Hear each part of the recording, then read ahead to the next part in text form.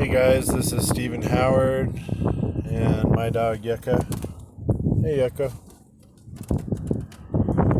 Uh, we're at the Blue Diamond Travel Center, and this has like been the center of the universe for me for some reason.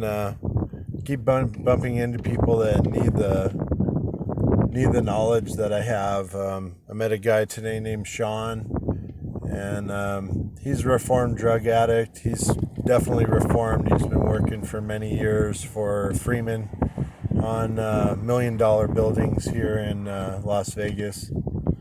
And he's out of work right now because of the pandemic, and spending a lot of time hiking and meditating out here. So he's really in tune, and we had some philosophical talks today about things that happened in our lives and what that actually led to and where we are today. So it's been a real trip for me. If I get emotional, it's just because it's my life. I'm 48 years old. When I was right out of high school, I never finished high school. I went through 11th grade or something, and I was just done with the abuse, either by teachers or by students. I was a big guy, so I never really fit in. I always felt awkward and not really comfortable in my own skin.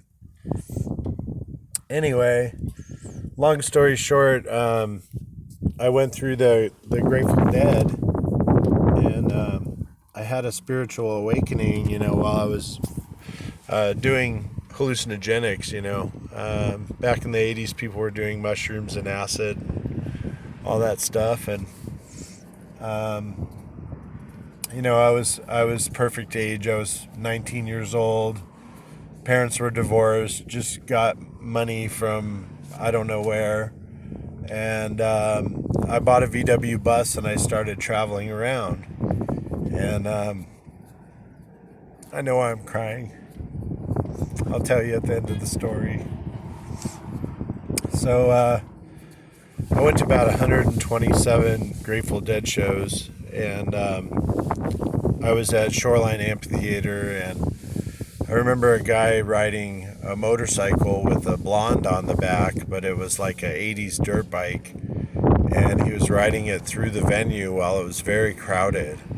And I thought that was kind of stupid, and I wondered who this arrogant guy was. And he happened to get off his bike with his girlfriend at this group that I was with. And then he ended up walking up to me, and he said, you're a big guy. I've seen you at a lot of he didn't say my shows. I've seen you at a lot of shows. And I was like, who the fuck are you? I was 19. And he said, I'm Bill Graham, not the Billy Graham, the pastor, but Bill Graham, the producer. Produced The Doors, Led Zeppelin, Janis Joplin, Jimi Hendrix, and many, many others. So I ended up calling his nephew, Fred White, and was sent over to a show where I worked for Genesis. I actually got to meet Phil Collins and see the show and work the 3 days, and I was super exhausted. It was 106 degrees out on the soccer field during teardown. And I was at probably my 15th or 16th show, and I was having a good time. I was really happy with my job, and they pulled the crew all together really quickly for one of our powwows, and they said, Bill died. Bill died in a helicopter crash with Stevie Ray Vaughan in Alpine Valley in upstate New York. And that, it hurt so many people.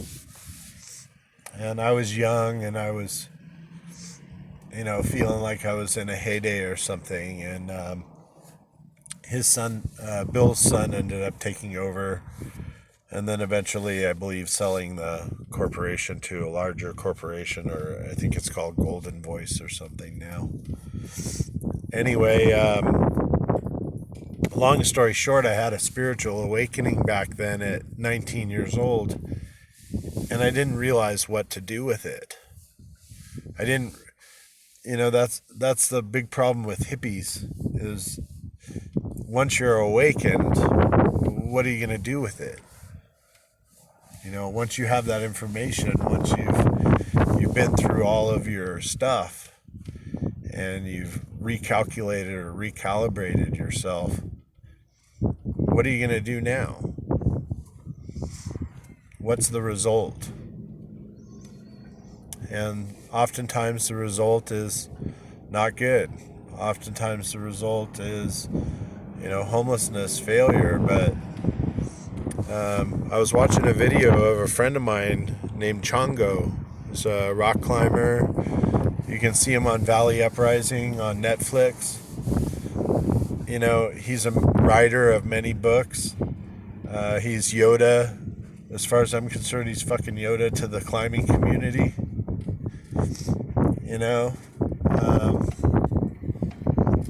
We all find our purpose.